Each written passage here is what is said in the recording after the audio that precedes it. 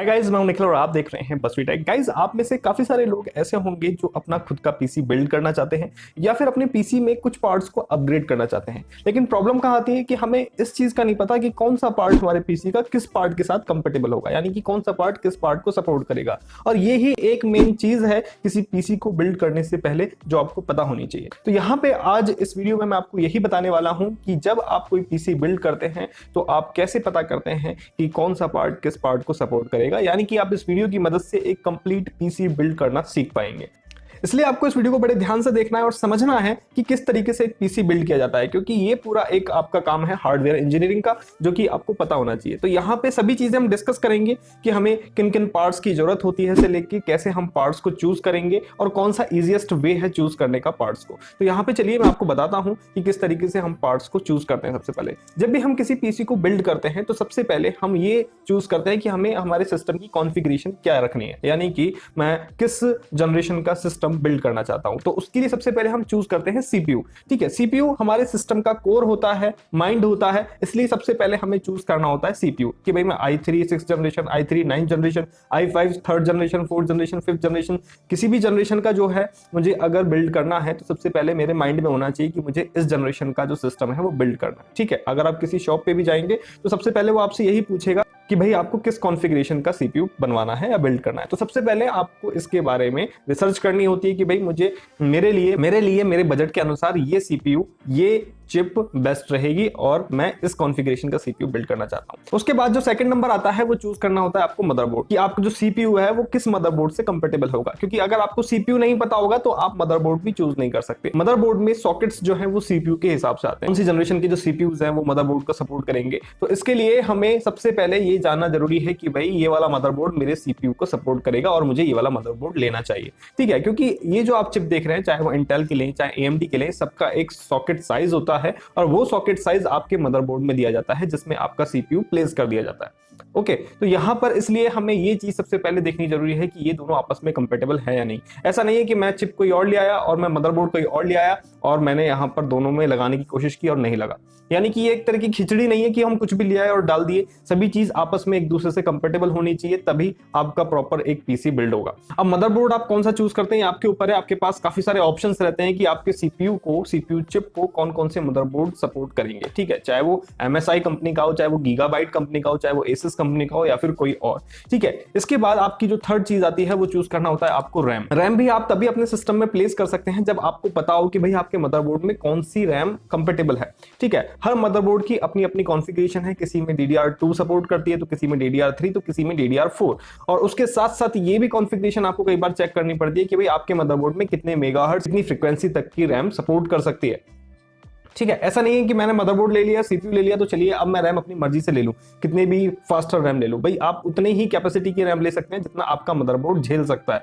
ठीक है, तो ये आपकी चॉइसेस पे डिपेंड करता है। अगर आप मदरबोर्ड एक ऐसा लेते हैं जो हाई कैपेसिटी का हो तो आप हाई फ्रीक्वेंसी रैम भी आप उसके लिए बाय कर सकते हैं। तो यहाँ पर ये तीनों चीजें आपस में कंपेटेबल होना बहुत जरूरी है, इसके बाद ही आपका एक परफेक्ट सीपीयू वर्क करता है। इसके बाद जो फोर्थ चीज हम यहाँ पे चुनते हैं वो है आपकी हार्ड डिस्क। हार्ड डिस्क का जमाना अब ज्यादा जा रहा है, अब एसएसडी का जमाना आता जा रहा है, लेकिन एसएसडी के साथ भी कुछ प्रॉब्लम ये देखी जा रही है कि अगर आप एसएसडी इनकम्पेटेबल आप चूज करते हैं अपने हार्डवेयर से तो कई बार आपका सिस्टम क्रैश हो जाता है। ठीक है, या तो एसएसडी आपकी हाई स्पीड एसएसडी आप ले लेते हैं लेकिन आपका जो हार्डवेयर है वो उतनी स्पीड सपोर्ट नहीं कर पाता है, तो आपका जो सिस्टम है, जो ऑपरेटिंग सिस्टम है, वो BSOD आपको शो करता है, आपका सिस्टम क्रैश हो जाता है। तो यहां पर एसएसडी भी आपको ऐसी चुननी चाहिए जो आपके हार्डवेयर से सपोर्ट करे, बेस्ट मैच करे, तो तब आपका जो सिस्टम है वो प्रॉपर्ली और फाइनली वर्क करता है। इसके बाद जो पांचवी चीज आपको चुननी होती है वो है पावर सप्लाई। ये सब चीजें आपने चुन ली है। ठीक है, सीपीयू चुन लिया, मदरबोर्ड चुन लिया, रैम चुन लिया, हार्ड डिस्क चुन लिया। अब इनको पावर पहुंचाने के लिए हमें एक पावर सप्लाई की भी नीड होती है। आप जरूरी नहीं है ये सब चीजें एक पर्टिकुलर जगह से खरीदें, आपको जहां से बेस्ट प्राइस इन चीजों का मिलता है आप खरीद सकते हैं। अगर आपको पता लग जाए कि भाई इस प्रोसेसर के साथ ये बोर्ड चाहिए और इस बोर्ड के साथ मुझे ये रैम चाहिए और इस रैम के साथ ये एसएसडी चाहिए, ये पावर सप्लाई चाहिए, उसके बाद आप किसी लोकल शॉप से खरीदिए या फिर किसी ऑनलाइन स्टोर से खरीदिए, ये आपकी चॉइस है। पावर सप्लाई के बारे में मेन चीज ये है कि भाई पावर सप्लाई हमेशा आपको अच्छी खरीदनी चाहिए। ठीक है, थोड़ी सी अच्छी क्वालिटी की आपको पावर सप्लाई खरीदनी चाहिए। ऐसा नहीं कि आप सस्ती पावर सप्लाई खरीद लाए और उसके बाद आपका जो आपने महंगे महंगे कंपोनेंट अपने सिस्टम में लगा लिए लेकिन पावर सप्लाई आपकी सस्ती खरीद ली आपने, तो आपका सिस्टम अच्छी पावर सप्लाई ना होने की वजह से जल्दी खराब भी हो सकता है। क्योंकि कई बार कुछ पावर सप्लाई जो चीप पावर सप्लाई आती है वो उनमें पावर सप्लाई फ्लक्चुएट करती है, जिससे कि आपके जो हार्डवेयर है वो खराब होने का डर रहता है। ठीक है, इसके बाद जो नेक्स्ट चीज है वो है आपका केस, यानी कि सिस्टम कैबिनेट आपको लेना पड़ता है। भाई आपने ये सब पार्ट्स ले लिए तो उनको आप कहीं प्लेस भी तो करोगे, तो वो आप प्लेस करोगे सिस्टम कैबिनेट में। इसको आप कहीं से भी ले सकते हैं, ऑनलाइन ले सकते हैं, आप किसी लोकल शॉप से जाके ले सकते हैं, या फिर इन पार्ट्स से कंपैटिबल जो आपके लिए बेस्ट केस है वो आप कैसे चुन सकते हैं वो भी मैं आपको बताऊंगा। ठीक है, तो ये आपका एक बेसिक कंप्यूटर यहाँ पे क्रिएट हो जाता है जब आप सीपीयू ले लेते हैं, बोर्ड ले लेते हैं, रैम ले लेते हैं, हार्ड डिस्क ले लेते हैं और पावर सप्लाई लेते हैं। ये आपका एक बेसिक सीपीयू आपने बिल्ड कर लिया यहां तक, ये मान के चलिए। ठीक है, जो केबल्स वगैरह हैं वो सब इन्हीं के साथ आती हैं। तो एक कूलिंग फैन आपको सीपीयू के साथ मिलता है, इसलिए आपको अलग से कूलिंग फैन खरीदने की जरूरत नहीं पड़ती अगर आप एक बेसिक सीपीयू बिल्ड कर रहे हैं तो। इसके बाद अगर सपोज आपका मन करता है कि नहीं यार हम तो गेमिंग पीसी बिल्ड कर रहे हैं, मुझे तो एक जीपीयू भी चाहिए यानी कि ग्राफिक कार्ड भी चाहिए, तो चलिए भी ग्राफिक कार्ड भी लगा देते हैं। लेकिन ग्राफिक कार्ड मेरे सिस्टम के साथ कौन सा कंपेटेबल होगा ये मुझे जानना है, तो उसका जवाब भी आपको यहीं पर ही मिलेगा। ठीक है, तो यहाँ पर हमने ग्राफिक कार्ड भी लगा लिया। इसके बाद आपके सिस्टम की नॉर्मल एसेसरीज होती हैं, माउस है, कीबोर्ड है, इन दोनों ऐसी चीजों का आपके सिस्टम की कंपैटिबिलिटी से कोई लेना देना नहीं है, आप कोई सा भी अपनी मनपसंद चूज कर सकते हैं। ठीक है, तो आपकी कंपैटिबिलिटी का जो लेना देना है वो यहां तक है।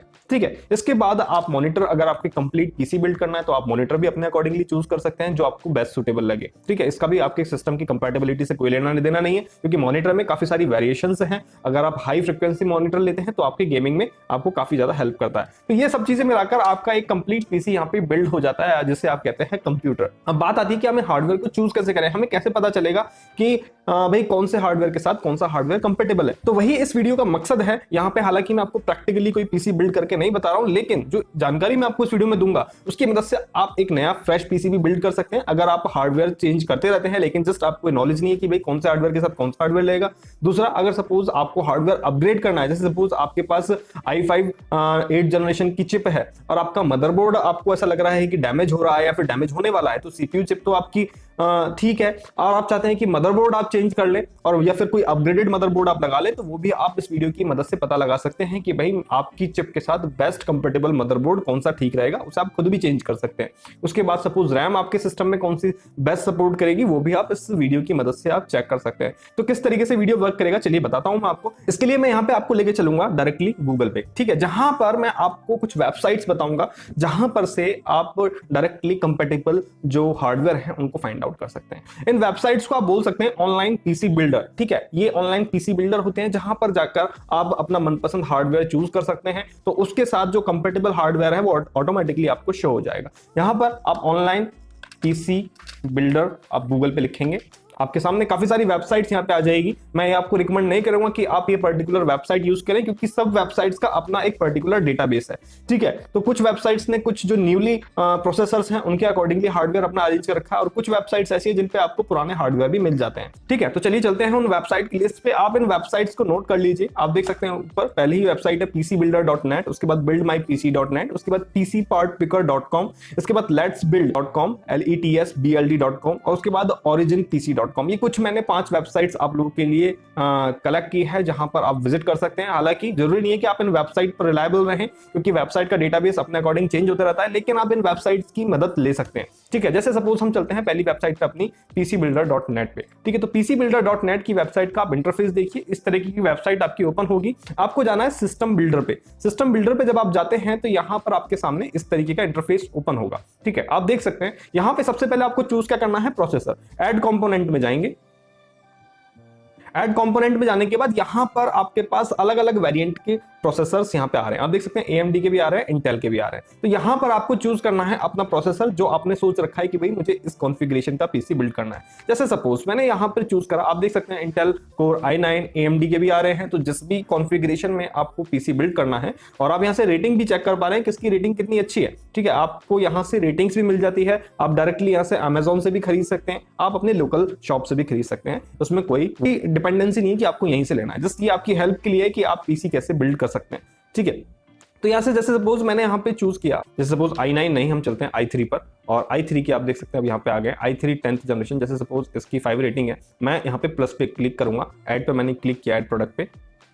ठीक है, ऐड प्रोडक्ट पे क्लिक करते ही ये मेरे सिस्टम पीसी बिल्डर में चले जाएगा। आप देख सकते हैं यहाँ पे आ गया, प्रोसेसर आ गया है यहाँ पे। इसके बाद ऐड कंपोनेंट। ऐड कंपोनेंट पे जब मैं क्लिक करूंगा, मदरबोर्ड मैंने जब यहाँ पे सिलेक्ट करना है, तो यहाँ पे जितने भी मदरबोर्ड यहाँ पे आपको शो कर रहे हैं वो हमें शो कर रहे हैं हमारे सीपीयू यानी कि सीपीयू चिप के अकॉर्डिंग। कैसे हमें पता लगेगा, यहाँ पे आप सॉकेट टाइप देख रहे हैं। ठीक है, यहाँ पे सॉकेट टाइप नजर आ रहा है LGA 1200। ठीक है, ये सॉकेट टाइप डिसाइड करता है कि भाई आपके मदरबोर्ड में वो चिप प्लेस होगा या नहीं होगा। ठीक है, अभी कैसे भाई, हमने यहाँ पे मदरबोर्ड का सॉकेट टाइप तो देख लिया, लेकिन हमारी चिप का सॉकेट टाइप क्या है, तो चलिए वो भी हम बता देते हैं। जैसे सपोज आपने मदरबोर्ड चूज किया यहाँ से एसएस का प्राइम, जिसका सॉकेट टाइप है ये, मैंने ये चूज किया और यहाँ पे प्लस दबा दिया। अब ये जो कंपोनेंट है वो यहाँ पे अरेंज हो जाएगा। तो आप देखिए दोनों का जो सॉकेट टाइप है, ये जो प्रोसेसर है प्लस मदरबोर्ड है, दोनों का जो सॉकेट टाइप है वो सेम है, LGA 1200 LGA 1200, दोनों का सॉकेट टाइप सेम है। और यहाँ पर इसीलिए हम कह सकते हैं कि भाई ये जो चिप है इस मदरबोर्ड में सपोर्ट करेगा,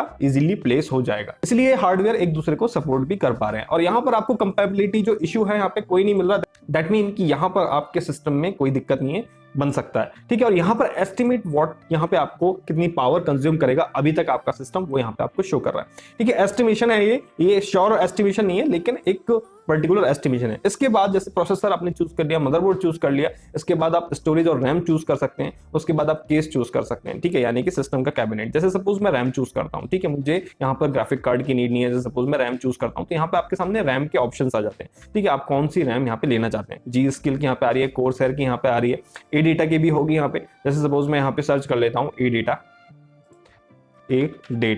ठीक है, तो यहाँ पे ए डेटा की आप देख सकते हैं यहाँ पे आ गई है। अब आप यहाँ पे देख सकते हैं कि कितने यहाँ पे 16 GB की 2 यहाँ पे रैम आपको मिल रही है, यहाँ पे 8 GB की 2, जैसे सपोज 16 GB आपको कंप्लीट चाहिए तो लगभग इतने की पड़ेगी 2 चिप। ठीक है, ये मैंने प्लस पे साइन पे क्लिक कर दिया, 3200 मेगाहर्ट्ज की है, सपोर्ट कर रही है, इसलिए मैं यहाँ पे इसको ऐड करता हूँ। ठीक है, तो यहाँ पर आपने देखा कि मैंने यहाँ पे रैम भी ऐड कर ली है, DDR4 रैम है, 16 GB की है, और ये मेरे सिस्टम में बखूबी यहाँ पे ऐड कर रही है। आप अनदर रैम भी यहाँ पे ऐड कर सकते हैं अगर आपको और रैम भी चाहिए। ठीक है, हालांकि यहाँ पे 2 चिप हमने ले लिए। इसके बाद पावर सप्लाई आपको लेनी है, पावर सप्लाई कौन सी बेस्ट रहेगी आपके सिस्टम के लिए, आप वो भी यहाँ से चूज कर सकते हैं। आप देख सकते हैं यहाँ पे काफी सारे ऑप्शंस यहाँ पे मिल रहे हैं, हालांकि मार्केट में आपको 1000-1200 की भी पावर सप्लाई मिल जाती है, तो यहाँ पर आपको काफी सारे हाई जो एंड की पावर सप्लाई है वो यहाँ पे मिल रही है, तो आप चाहें तो यहाँ से चूज कर सकते हैं, अदरवाइज आप अपनी लोकल शॉप से भी ले सकते हैं। ठीक है, तो वो उसमें कोई इश्यू नहीं है। तो यहाँ पर आपके पास डिफरेंट वेबसाइट है, तो आपके पास डिफरेंट ऑप्शन हो जाते हैं कि भाई आपको कौन सा पर्टिकुलर कंपेटेबल पावर सप्लाई आपको चाहिए। जैसे सपोज मैं यहाँ पे ये कोर्सर की RMX सीरीज का ये वाला पावर सप्लाई यूज करता हूँ, certified 650 fully modular power supply, ये मैंने प्लस दबाया यहाँ पे और इस पावर सप्लाई को मैंने यहाँ पे ऐड कर लिया। ठीक है, तो यहाँ पर आपने देखा कि पावर सप्लाई भी ऐड हो गई है। इसके अलावा जैसे आपको जरूरत है केस की, केस में यहाँ पे ऐड कंपोनेंट पे क्लिक करता हूँ तो यहाँ पे केस की भी लिस्ट मेरे पास आ गई है। यहाँ पे हाई एंड से लेके लो एंड तक के सभी केस अवेलेबल हैं जिनको आप चूज कर सकते हैं। जैसे सपोज मैं यहाँ पे केस चूज करता हूँ 275R और यहाँ पे मैंने प्लस दबाया, ये चीज ऐड हो गई मेरे जाके यहाँ पे सिस्टम बिल्डर में। तो यहाँ पे हमने अपनी मनपसंद जो हार्डवेयर हैं उनको चूज कर लिया। ठीक है, यहाँ पे अभी कुछ चीजों का यहाँ पे हमें प्राइस यहाँ पे शो नहीं कर रहा क्योंकि वो ऑनलाइन अवेलेबल नहीं है, तो आप उनका प्राइस लोकल शॉप से भी पता कर सकते हैं। लेकिन हमें यहाँ पे ये जरूर पता लग जाता है कि भाई हमारे सिस्टम के साथ बेस्ट कंपैटिबिलिटी हार्डवेयर कौन सा रहेगा। ऐसे ही अदर वेबसाइट है सिस्टम बिल्डर buildmypc.net की, आपके पास सेम यहाँ पे लगभग यहाँ पे सेम इंटरफेस यहाँ पे मिलता है। यहाँ पर भी आप वही काम करते हैं जो आपने वहां पर किया और इस तरीके से आप एक कंप्लीट अपना पीसी के जितने भी हार्डवेयर है वो यहाँ पे चूज कर पाते हैं और एक कंप्लीट पीसी आप यहाँ पे फाइंड आउट कर पाते हैं कि भाई आपको अपने सिस्टम में जिन जिन चीजों की नीड है वो आप यहाँ से चूज कर लेंगे और आपको एक एस्टिमेटेड कॉस्ट यहाँ पे पता लग जाएगा कि भाई इतना खर्चा हमारे सिस्टम में आएगा।